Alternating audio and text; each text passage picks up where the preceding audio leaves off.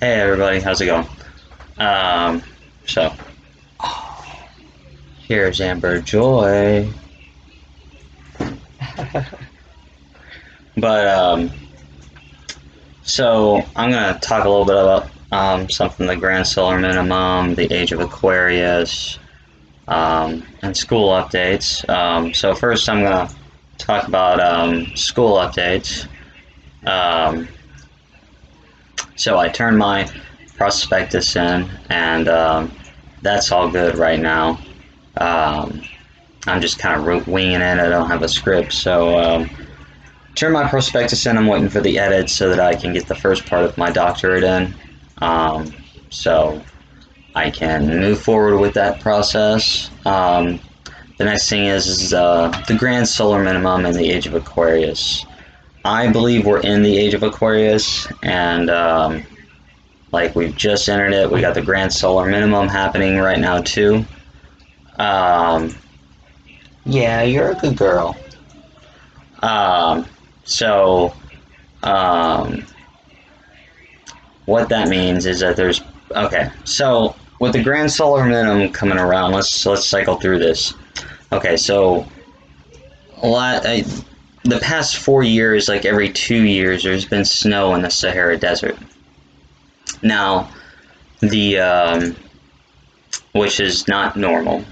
Um, but the last time that happened was about 40 years ago. So we got all these cycles coming together. We got this 40-year cycle, and then there's a 400-year cycle when England first came here to America, and it was really, really cold.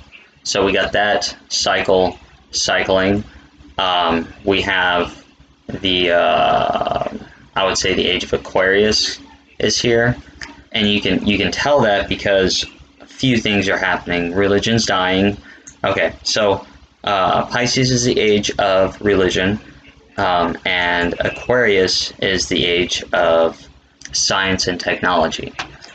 Um, and it could also be spiritualism if we put our focus towards it, because there is a good spiritual path towards Aquarius, but it's one of the mind. Um, so you got that coming in, and what that means is that's why you're hearing a lot of things like, "Oh, we gotta follow the science," and basically how science is becoming a religion. Um, that is a part of the Aquarian nature. I was really hoping that astrology would kick in really good right now, because Aquarius is also supposed to be that sign too, like the key sign of astrology.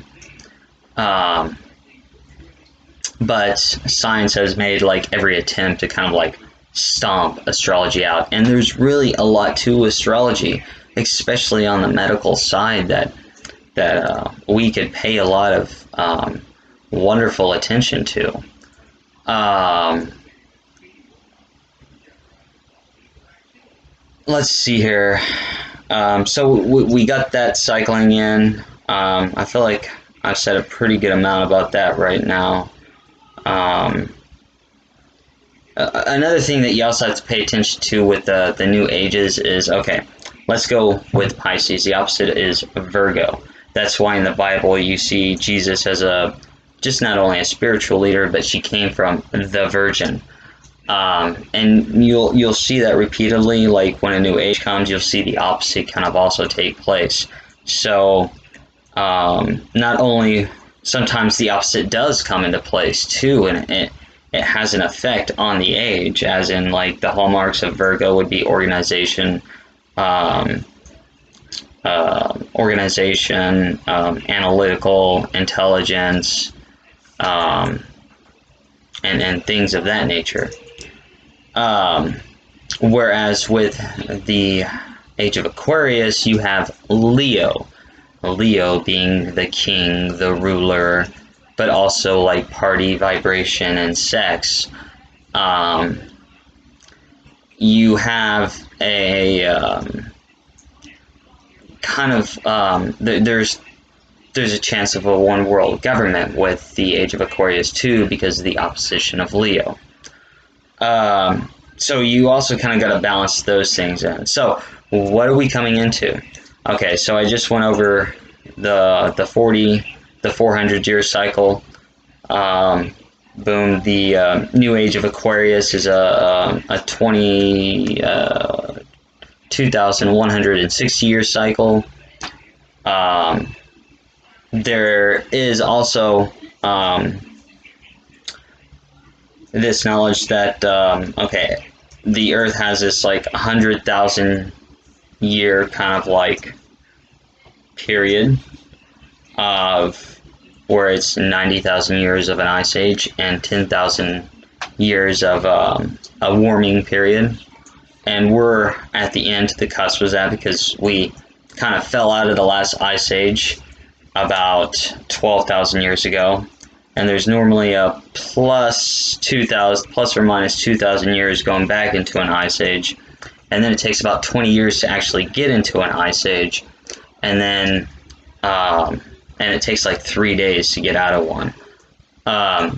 And the difference between the temperature, I think they said, was like overall within the Earth, like it's a 6-degree temperature drop. And so that could be a possibility. That we actually head into an ice age, but I don't think any of that is going to happen for about another 2,000 years. I think the age where a lot more havoc is going to take place is at the beginning of the Age of Capricorn. And I think that's the time that humanity will actually need to really be wary of. So I think the new ice age will actually happen in about 2,000 years. And you can tell when the new ice age is fixing to kick in, because what will happen is the poles will melt, and by the poles melting, it kind of like dilutes the water in the ocean. And the ocean is the main thing that kind of carries the temperature of the Earth. And so once you get more water going into the ocean, the and I forget what it's called, but there's something in the, my mind's going blank, but there's something in the Atlantic Ocean that comes to a halt. Has to do with the Gulf of Mexico, that stream thing. When it comes to a halt, that's kind of when the ice age comes in.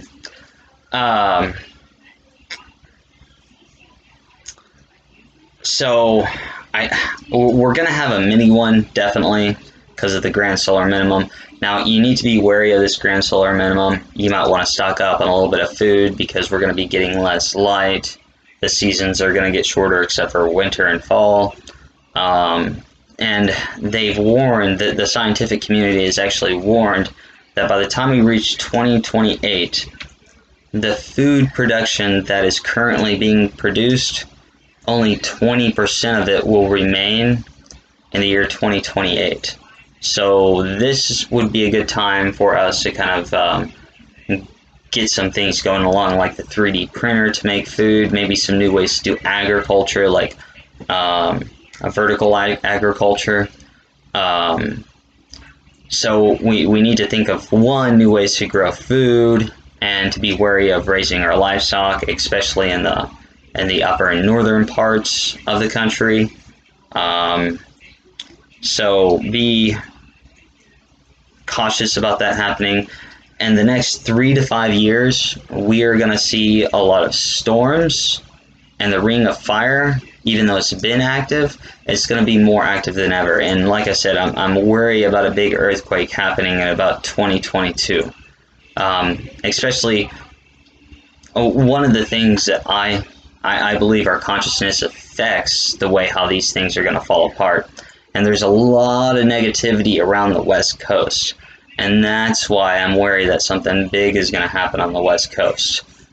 And I encourage everybody to think positive. I've read a lot of peer-reviewed papers about how negativity actually kills you. It like restricts the blood flow in your vessels and causes all sorts of other havoc, especially on your heart. And your heart is alive. I mean, it's like the brain, and probably even more powerful. You need to learn how to think with your heart, because the heart is united, and you actually have brain cells in your heart. So think about that.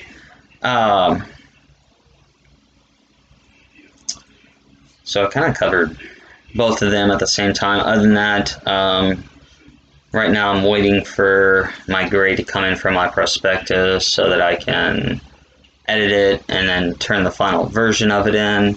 And then I'm waiting for let's see here, and I'm doing my novel 2 at this moment, and I also just helped somebody moved and somewhere because the COVID situation gave them a very hard time, so I helped them be able to find a place, which is good. You know, they're a disabled vet, so I mean that's always good too. So I've just been busy with a lot of things, and that's why I haven't been able to get on here. But now I got kind of things all caught up, and you'll be seeing me a lot more. Kind of odd that it looks like I'm going to be posting a video at 11 at night, but you know what? I don't care. But anyways, you guys have a good one. Don't do anything I wouldn't do, and deuce, peace.